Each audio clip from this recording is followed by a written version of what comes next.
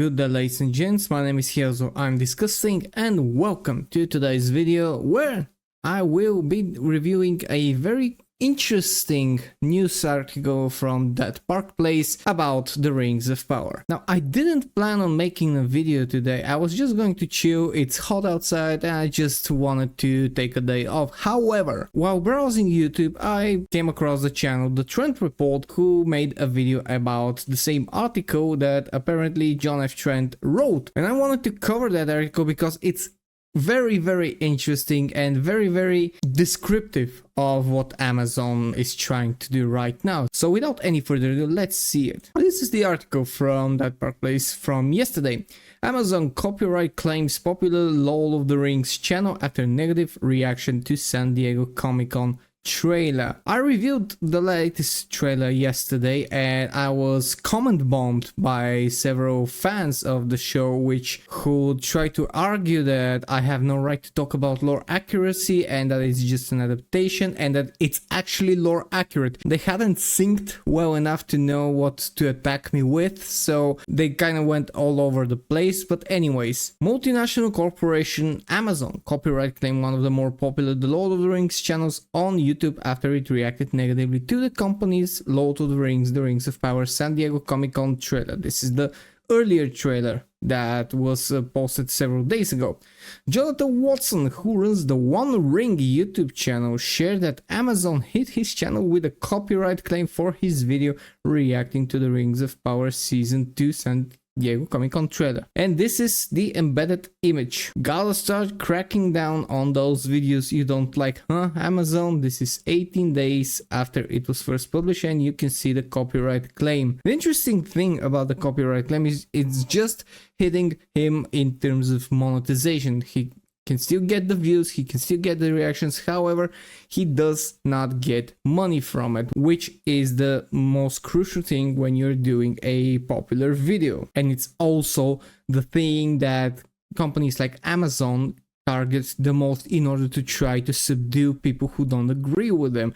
If you target someone's livelihood, which in this case is YouTube directly, and cut the cash flow that is flowing to that channel, which may or may not be very substantial, you're basically telling them you better watch out what you say, where you say it, when you say it, otherwise you won't get money, you're gonna go bankrupt and you're gonna have to deal with it. Which kind of sounds like the old school extortion techniques to get people on your site or to just be compliant. So much for freedom of speech. It's not surprising that Amazon would copyright claim the video, given Amazon Studios boss Jennifer Salke admitted back in 2022 that she and Amazon were censoring reviews for the show that they did not like. I remember those articles from back then. There was several. I didn't actually know that if they were true or not, or they were just rumors, but I thought to myself, this is probably the worst thing you can say about your company, especially if you're trying to sell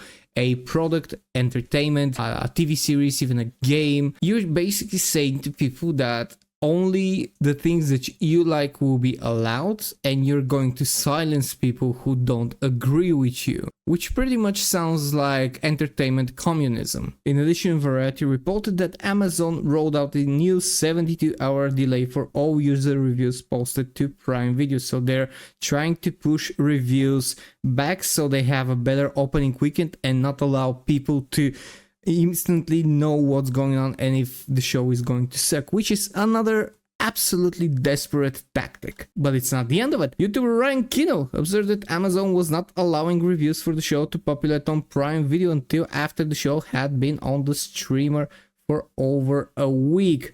He explains that the 5 stars with 2 approved reviews for Rings of Power was apparent, and he says seems pretty normal with it being #1 in the United States right now that it would have 2 5-star reviews. I just want to remind you that the Nielsen reviews for the show came much later and they showed absolute abysmal retention, the 37 retention until the last episode, which is below any kind of minimum that you might want for a show that you have put $1 billion in. This is the worst thing that it can happen. Amazon had also previously coordinated with YouTube to delete negative comments on various trailers and promotional videos for the show.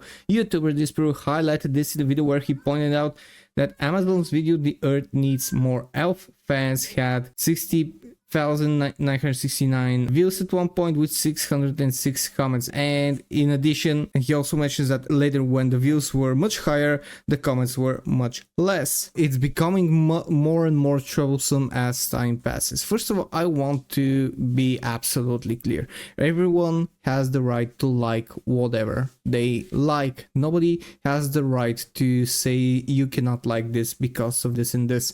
You can like whatever you like in terms of entertainment, in terms of gaming, in terms of your own personal preferences in life, with a small amendment to not harm anyone else in the process. And you can absolutely like what you can watch, what you want to watch, and what you want to play or view on your TV, and this is fine. It's fine to like this show. Yesterday when I watched the trailer for the Rings of Power, I actually was a bit impressed for the upgrade they did on a lot of things, and I mentioned that in the trailer. What I didn't enjoy was the story, because we all know that the story is an absolute perversion of Tolkien's work, which is the main gripe for any fan of Tolkien, for any true fan in my opinion. Now, you can watch it, and I've actually received a comment that from someone who says that he can respect Tolkien's work and also enjoyed this show, which is basically admitting that the show is not lore accurate,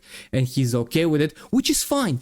It is absolutely fine to like the show. I mentioned in my video yesterday, if the show was, let's say it was a fan adaptation, you would release that with your own version of things and not claiming it's lore accurate, not claiming to honor Tolkien's work, and just telling right from the beginning, we just wanted to make a fan spin of what could have been on a what if series, just like Marvel. Then nobody, like none of this would have happened, because you're presenting totally different characters from the ones that we know of, that we've read of, that we've seen in actual good adaptations, like the best adaptation from Peter Jackson, and you would have made an absolute fuck ton of money, Amazon.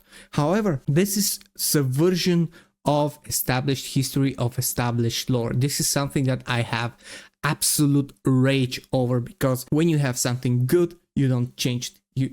Or at least if you want to change it in a way that it's honoring it. Amazon did not do that. That's why it had such an abysmal rating, such abysmal viewership, such abysmal numbers, and it will have the same, if not worse, in season 2. And what they're trying to do with this absolute mob practices, it's not going to work in their favor, because at the end of the day, you can do whatever you like on the internet. You can delete comments, you can delete likes, you can attack people for their videos, you can copyright strike people, you can do whatever you like. At the end, you only drive more people away, and you will not succeed in your quest to actually have a winning show. And that's what I think is going to happen from now on. There isn't much time left until the show is released.